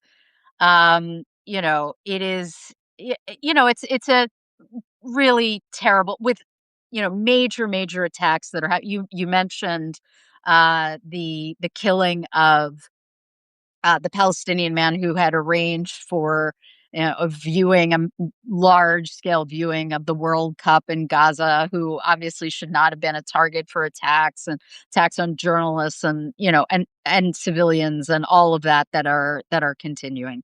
So it's a terrible situation in Gaza. But you also mentioned the West Bank, where there's also an incredibly problematic situation. Could you actually explain the different situation? Because Yeah, people don't understand, like, what's the difference between living inside Gaza, an open prison, basically, where you literally can't leave, versus living in the West Bank. What is it like to live in the West Bank versus living in the Gaza Strip? sure. So, first thing I'll say, shameless self promotion, that if folks are interested in learning more about Israel Palestine, definitely do. If you don't already subscribe to the debrief, check it out because this is our kind of main bread and butter here on the debrief. But yeah, there are really substantial differences and have been for a long time. The first point that I would make is that since 1967, Israel has maintained a belligerent military occupation in Gaza, the Gaza Strip, and the West Bank, including East Jerusalem. Um, and there you will hear from folks who will say that if they ever thought there was an occupation in Gaza, that Israel ended the occupation in Gaza in 2005 with the disengagement, with the uprooting of Israeli settlements in Gaza, with the repositioning, the removal of Israeli troops from Gaza. Most international legal scholars would disagree with that because Israel still maintained a siege in Gaza. You use the phrase that many will use, maintained it essentially as an open air prison, even controlled the flow of goods to and from Gaza to the point of actually controlling the number of calories that would flow into Gaza that could be, consumed by Palestinian civilians there. So there has been an occupation, ever that has looked different at different points in time, but that has continued since 1967. Then obviously you have the horrific attack by Hamas on October 7th, the Israeli reaction that many international experts, uh, scholars of genocide, the Holocaust, the UN, et cetera, have at this point termed a genocide. And at this point, you have, in some ways, really the worst of both worlds, the worst of all worlds in Gaza, where you have Israeli troops positioned within and controlling the strip, right? Uh-huh. Which was not the case before, right? Hadn't been the case between 2005 and October 7th. But now Israeli boots on the ground control about two-thirds of Gaza. You have, in some senses, what Palestinians will refer to as the West Bankification of Gaza, in the sense of checkpoints within the strip, which had not existed, you know, again, between 2005 and October 7th, it was maintained as kind of an open air prison, but at least within that open air prison, there, you know, itself, there was freedom of movement, right?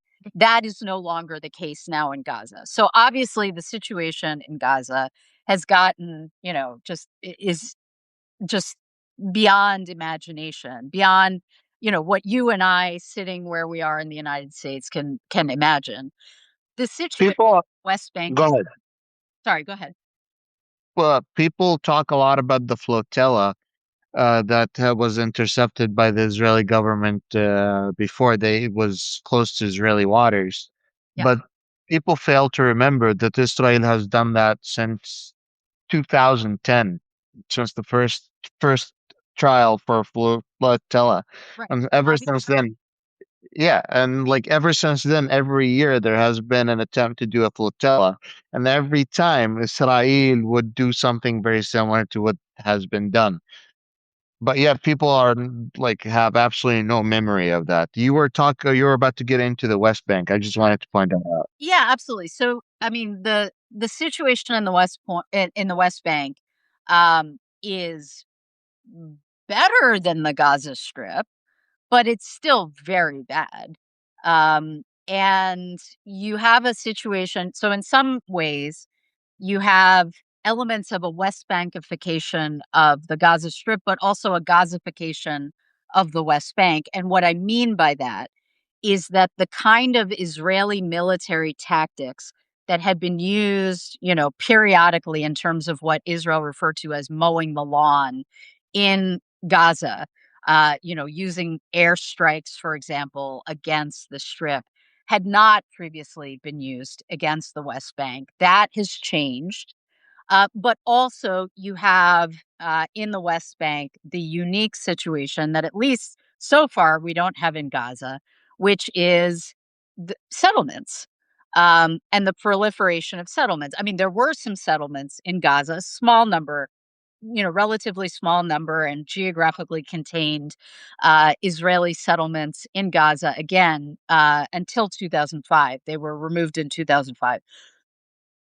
In the West Bank, you have a situation where ever since Israel took control in 1967, you've had a proliferation of settlements, especially within the last 4 years of the Netanyahu government, uh, under the leadership of Bezalel Smotrich, who has essentially acted as a governor of the West Bank, who has expanded settlements, who has enabled the proliferation of what are known as outposts that are not even, at least originally authorized by the Israeli government, but some of them are retroactively authorized.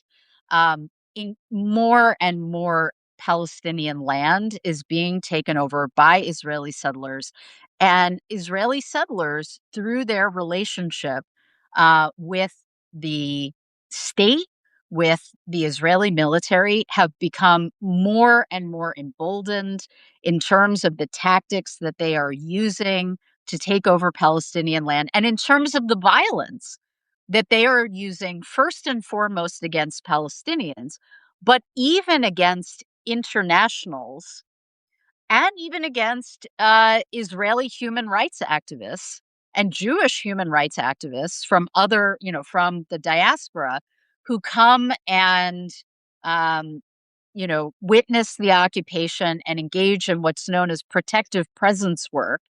And we saw, Congressman Ro Khanna just brought attention to all of this with his recent trip to the West Bank, where he was stopped and held detained by Israeli settlers who were backed up by the Israeli army. So that's the situation in a nutshell. I mean, more could be said about it, of course, but in a What nutshell. I was going to ask you to define a settler for our audience because it's a term that a lot of people use, but no one takes the time to explain what is a settler to the Western audience. Sure. Yeah, that's a great question, and it's an important one. I mean, under international law, when a country is militarily occupying, uh, when it has a belligerent military occupation of a territory, under the Geneva Conventions, there is a strict prohibition on introducing its own citizens um, within that territory to settle that territory, right? That is strictly prohibited under international law.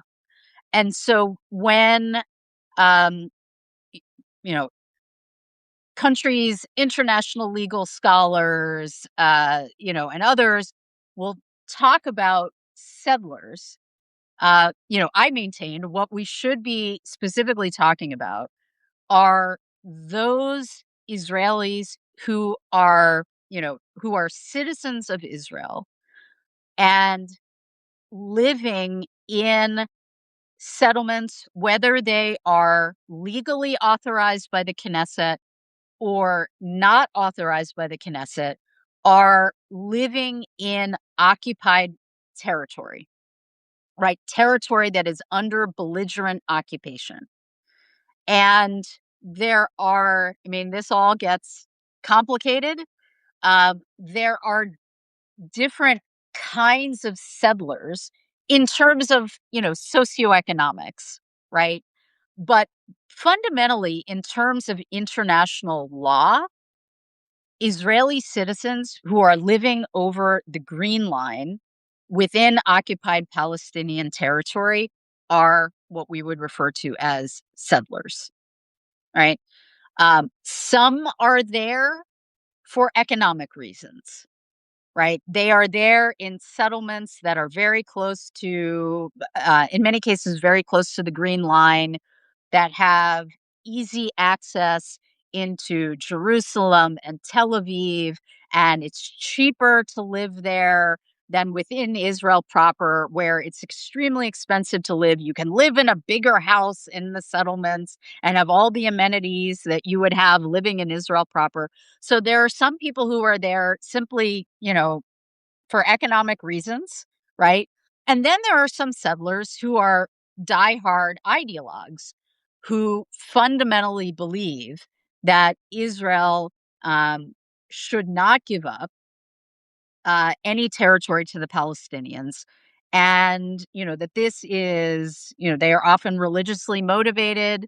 They see this as part of the historic land of Israel that Israel should never give up. And so those are the folks who you will see do things like, occupy hilltops, establish farming settlements that take over, Palestinian territory through grazing and all of that, right? So there are, what settlements look like on the ground and who is doing them is, looks different, but fundamentally, in terms of Israelis settling the West Bank, and in the future, perhaps establishing settlements in Gaza as well, which would be extremely problematic. That is all illegal under international law, and some of it is illegal under Israeli law. I have two last questions on the Israel issue. Yeah. Uh, is Israel a theocracy? Um. No. Okay. What is it considered? Well, sorry. Say that again. What would be considered? So, all right. Let me say here. It's Take a your time. Take your time. No, no, it's a very interesting question. It's a very interesting question. And I could go back to a history lesson, and I'll do that, but I'll keep it very brief. Um, so Israel was established um originally, back when it was, uh when Palestine was controlled by the Ottoman Empire, and later when it was controlled by the British as the Palestine Mandate. The Jews who came from Europe to join, there was always a small number of Jews who were living in that area, but the Jews who came from Europe to create, you know, kibbutzim and establish settlements within Palestine at that point were overwhelmingly secular Jews, right? Um, and many of them were socialists, communists. That's why they created these, collectives known as kibbutzim, which still exist in Israel to this day, but they're watered down from what they originally were. Um, so Israel was originally uh, largely dominated by secular Jews. However, it was complicated.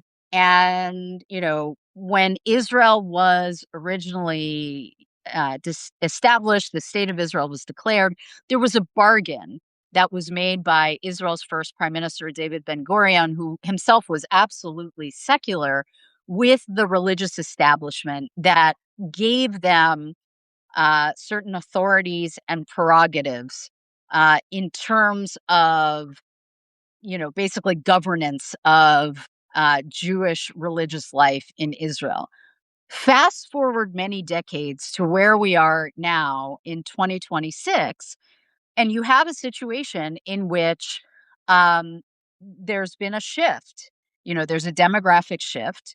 The you know, more religious populations, whether they're ultra Orthodox or not, have more children, right? So they are a larger share of the, population demographically. They are stronger politically. And absolutely, we do see a stronger assertion of political power by these groups. And some of them absolutely would like to create a theocracy in Israel if they had their way.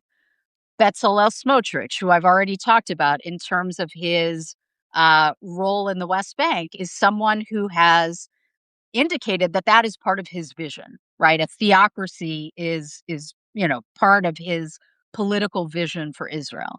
And we do see, Knesset just passed for the first time a basic law, which is the closest thing that Israel has to a constitution. It doesn't have a constitution, is a number of different basic laws. Israel just for the first time passed a basic law establishing Torah study as a fundamental value in Israel. So, we do see the increase in religious assertion of authority, influence, and all of that in Israel. But we are, I would argue, we're still a long way. Israel is not uh, yet in a position of being a theocracy. But I remember the first time that I ever went to Israel when I was a college student back in the 90s. I remember seeing bumper stickers on Israeli cars that said, Yisrael lo tihyeh Iran, which means Israel will not be Iran. Wow. And so it was, back then in the 90s, you had secular Israelis warning, like, we do not want to be a theocracy. And this was a statement against, the religious who they could see wanted to turn Israel into something much more of a theocracy. And so today in Israel, this is among all of the tensions that exist among Israelis, among Jewish Israelis, Palestinian citizens of Israel, but also within Jewish citizens of Israel themselves. This contest between secular and Orthodox and ultra Orthodox is one of the very serious tensions that will Wow. continue to define Israeli politics going forward. And what Chief, you probably heard, this will be my last thing on this. But one of the really key issues in Israeli politics right now is the question of drafting the ultra Orthodox into the I was about to ask you, even though it was a side question, isn't that a huge when an Orthodox Jew says, I am in the middle of my religious studies, They are legally exempt from serving in the IDF, the mandatory service. And for many Not years, any. or not anymore. And there has been a lot of Orthodox Jews protesting this. Yeah. Yeah, this is what I'm saying. Like, this is a very, very major issue in Israeli politics right now, because there has never been written into Israeli law a draft exemption for the ultra Orthodox. It has happened in practice that they have been exempted from the draft.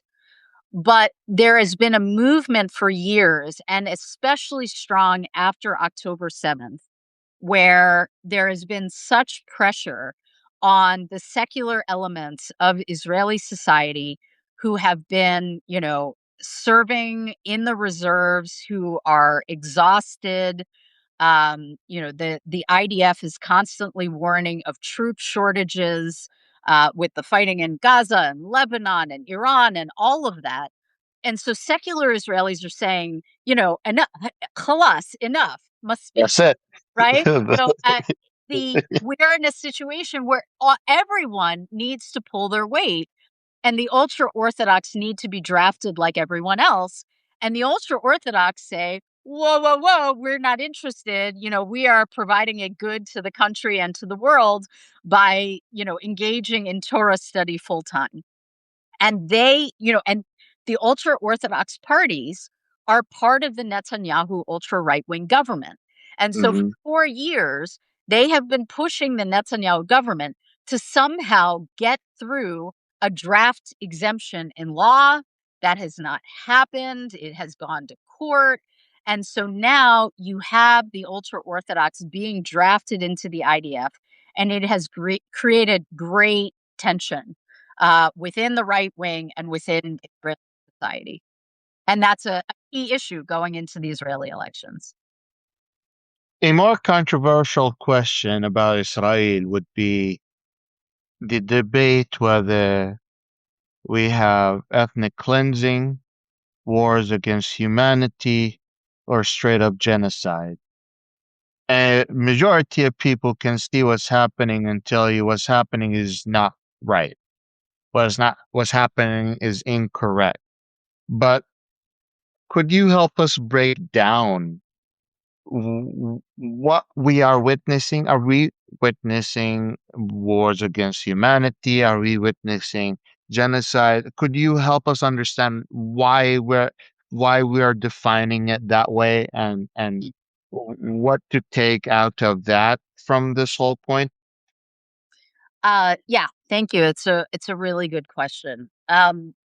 Let me okay, there are a couple of different issues. One is, the question of genocide. Obviously, then you have the question of, okay, if not genocide, war crimes, atrocities, etc., right? And I think you have, on the one hand, the court of public opinion in the United States, which, it's very clear what direction that is moving, particularly on the left in the Democratic Party, even to some extent, increasingly on the right. And I would say in fact, there is polling among Jewish Americans, a majority of whom think that Israel has committed war crimes in Gaza, or at least atrocities. I have to go back and look at the wording.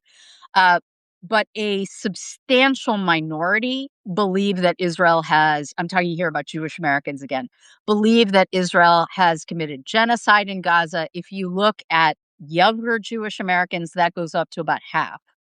Um, so that's public opinion, right? That's public opinion.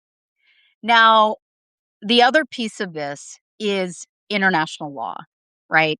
Because there are definitions, strict definitions in international law about what constitutes genocide and what constitutes, different types of war crimes. Um, and, there is the 1948 Genocide Convention, which is, very short. And I encourage folks, if they haven't already, to go and read it, which basically says, there's a requirement of intent for, the government responsible that might be responsible for genocide to show intent. And then there are, I forget if it's 4 or 5 different elements that can constitute genocide, right? Now, if you look at those 4 or 5 elements, which I don't have in front of me, um, it's very clear that Israel is guilty, I think, if you just look at the plain language and look at what Israel has done in Gaza of committing these things. The the issue, and I had a really interesting discussion. I've had 2 interesting discussions about this on the debrief for folks. If there's anyone who really wants to dig into the question of genocide, I recommend discussions that I've had actually with 2 Israelis, one of whom is uh, Omer Bartov. Oh, here we go. We have the definition right here, which I can't actually see, but yes, I can tell that that's the definition. Um, a discussion with Omer Bartov, who is a professor at Brown University, professor of Holocaust and Genocide Studies, who's Israeli American, has focused his career on studying the Holocaust in Eastern Europe, and he has, come out strongly with the his own determination that Israel has committed genocide in Gaza. You see that echoed by the International Association of Genocide Scholars. I'm not sure if I'm getting their name right. Um, so I recommend the discussion with Omer Bartov. The other discussion I really recommend, which is very interesting, is with a friend of mine, Michael Sfard, who is one of Israel's foremost human rights lawyers he has many, many Palestinian clients, and he argues their cases in front of the Israeli Supreme Court, a phenomenal human being. Um, and what he points out is the complication that under international law, and the reason that the International Court of Justice has never found a nation, um, since its inception post World War II, guilty of genocide, is that the bar to determine intent is extremely high. You not only have to, I mean, in the case of Israel, there are many statements that have been made by, Israeli government ministers that certainly sound genocidal, right? That certainly seem to have genocidal intent. But under the law, the way that the ICJ has interpreted it, that can be the only intent. Genocide can be the only intent that the government has in order to find that they have the intent to commit genocide. In other Wow. words, if they have That's a very other high standard bar. it's an extremely high standard, right?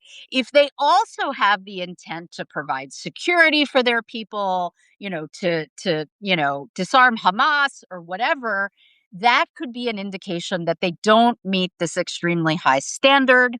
And interestingly, there are some countries at this point that have argued, okay, the standard is just too high. Right? You're never gonna have that. You're always gonna have a country that, ostensibly is committing a genocide, allegedly committing a genocide, that also says they're doing other things. And so there are some who are arguing for a lowering of the bar in order to be able to adjudicate a case of genocide. So I think the answer is, you know, it's it's more complicated than is satisfying for folks. Um, but there are different ways of looking at this. Uh, Who's yeah. determined at this point? The International Criminal Court, The International Court of Justice. International Court of Justice. It's the International Court of Justice. And you'll remember that South Africa, very early, right back in 2023, South Africa brought a case against Israel before the ICJ. That's right. I remember. Remember this? In which the ICJ's verdict was that protective measures had to be put into place because they were concerned that you may be seeing the precursors to genocide, and it had to be prevented. And unfortunately, those protective measures were never put into place. And things got far, far worse in terms of what I think are, at minimum, war crimes that you saw Israel commit, right? But ultimately, the ICJ still has not rendered a verdict on the question of genocide. And for the reasons I've discussed, it may be hard for them to determine that, as horrific as what Israel has done, as much as, it certainly looks and smells. And if you look at the definition, it certainly looks like genocide. And there are genocide scholars who have come to that determination, including Jews, including Israelis, etc. It may be difficult for the International Court of Justice to actually find that to be the case. That's very, very helpful, actually. Thank you. By the way, I did lie. I have one more question, but if you stuck around until now, I need you to do me a big favor. Go and click on my name up there. You're gonna find the Professor Debra Shushan. Click on her account, subscribe to her, and then after you have subscribed to her after this live stream, go and become a paid subscriber. She is amazing. She knows exactly what she's talking about, and you subscribing to her tell the algorithm that you love her content and you want to see more of her content. The algorithm on Substack treats you different when you have more paid subscribers. So please, go ahead and subscribe to her. She gives you direct insight to the situation. Usually, you have to take classes at the university to get the level of insight that she has, or you have to be in intelligence agencies. You have her here giving you that information now. Please subscribe to her. Thank you, Wajid. That's incredibly, incredibly kind. I really appreciate that. And I'm so glad to see that you're developing an amazing audience here on Substack and providing so much great information for your viewers as well. So thank you so much for that. Absolutely. I was going to ask you, that totally slipped my head. Do you know anything about Section 219, Section 1417? Uh, Absolutely. Yes, and it's Section 219 in the House version of the NDAA and 1217 in the Senate version of the NDAA. And yes, I have done a lot about this on the debrief. I especially recommend a couple of conversations, but if you're just going to watch one, watch the conversation with Josh Hall, who worked in the State Department on arms transfers. If folks don't know what I'm talking about, very briefly, these are the sections of the National Defense Authorization Act, the NDAA, that provide for an unprecedented U.S. Israeli defense integration. And yes, we talked about this a lot on the debrief, because it is a fundamental change, a really important, significant change from what has been the U.S. Israeli relationship fundamentally, which included certainly very significant defense cooperation and obviously vast, vast amounts, $3.8 billion in aid a year under the Obama Netanyahu 10-year memorandum and all of that. But now in the NDAA, you have this provision that would, take things a step further to unprecedented U.S. Israeli military integration when it comes to cyber and AI and other technology. Very, very Well, problematic in a nutshell. So there's a real question. The NDAA is typically known as must pass legislation. I think the NDAA is very problematic for a host of reasons. Section 219 and 1217 in the House and Senate versions are absolutely problematic. But I think it's also just fundamentally problematic that we are talking about over $1.1 trillion of funding in a single year for the U.S. whew, military. Given what we are seeing the Trump administration do in Iran and elsewhere, this is something that, and so what we saw last week actually was Senate Democrats, um, uniformly in terms of those who voted on the NDAA prevent the NDAA from moving forward. In order for that bill to move forward, it requires 60 senators to approve cloture. I And remember. Democrats basically stayed united and prevented it from moving forward. Largely, I mean, I would say really exclusively because of Iran. Right, because of Trump's escalation in Iran. They weren't doing it because of this Israel provision, but the NDAA is problematic for a number of reasons. It's good to see the Democrats actually taking this action. And I think it's really important for Americans, whoever your members of Congress are, whether they're Democrats or Republicans, to make clear your perspective on the NDAA and other pertinent legislation. I also was doing my own research. I saw that it would give Israel the ability and the capability to conduct attacks on behalf of the United or using U.S. intelligence or have access to U.S. military to whatever they want without the U.S. actually choosing to give it to them. They can just take it. And I don't know how accurate that is. If you could give us a little bit insight on that.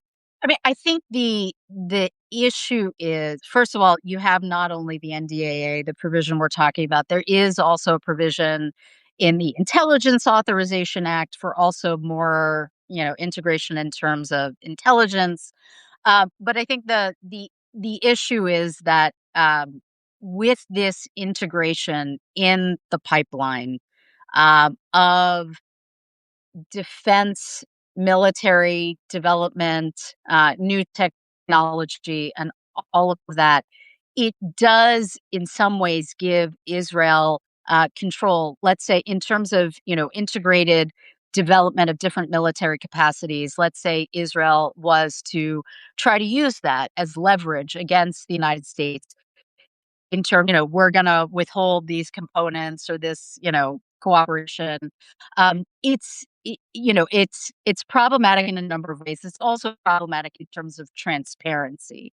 The fact that now it's, each year when the 3.3 billion and in foreign military financing comes up before Congress and the 500 million in missile defense comes up, there's a clear opportunity for Americans to weigh in and say, no, we don't want that appropriation to go forward.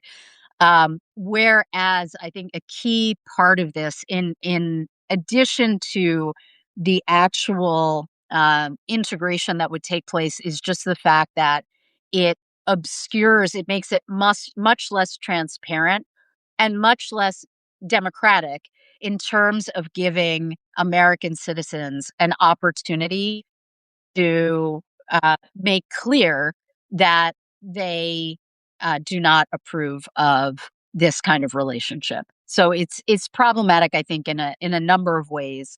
And I really recommend that if folks want to learn more about this, um, I think Josh Paul is really one of the really leading experts as someone who was actually involved in arms transfers in the State Department. He's done a number of interviews in lots of different places, but of course, I recommend the one that he did on the debrief. So that'll give you, I think, a lot more insight. Send Exactly. that to me. I'll share it around. Oh, great. I will. I will. But that, gives a really good sense of exactly what we're talking about in terms of the consequences. What gives you hope about the Middle East? That's so we could end the show. Woo! It's it's a hard one right now, isn't it? I mean, look, there's a lot to be really, really concerned about, particularly in terms of what's happening between the United States and Iran.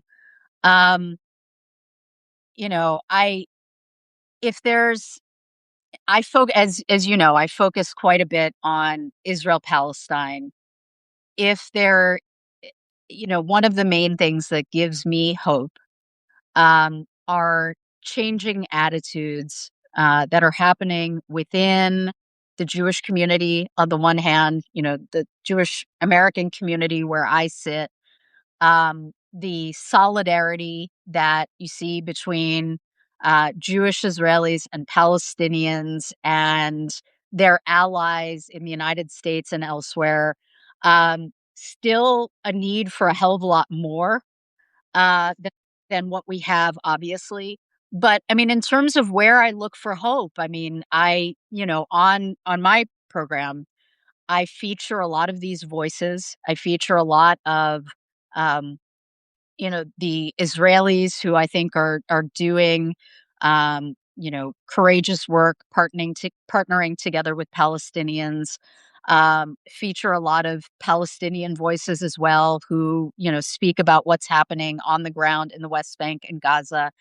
And, in terms of being able to feature that kind of solidarity, not to mention solidarity here in the United States between Jewish Americans and Muslim Americans vis-a-vis American politics. That's not what you asked about in terms of the Middle East, although sometimes it has to do with US policy vis-a-vis the Middle East. Um, but it's that kind of solidarity that gives me hope, and we need so much more of it. And I think, in terms of my own role, that's what I try to do, try to build, try to lift up. Thank you so much. It's been a pleasure. You guys all heard Professor Shushan talk herself and explain to you the complications of the Middle East, the unfiltrated facts. Please go subscribe to her. If you're watching this after this, you're definitely watching a recording. I'll plan to put it on YouTube so you will all have access to it. Hopefully, we'll have you over again. Inshallah. Inshallah, God willing. Thank you so much. And I will about to curse because that's part of my motto. Uh, I said, you may not fuck with politics, but politics will always fuck with you. Indeed. So take True. your time. Understand that you may not have a choice but getting involved. Thank you so much for listening. Thank you for choosing to get informed. Thank you for deciding that you want to spend your time with us. Like, subscribe, and share. And as always, we'll see you next time. Thanks so much, Waji. Thanks, everyone. Bye bye. Bye bye.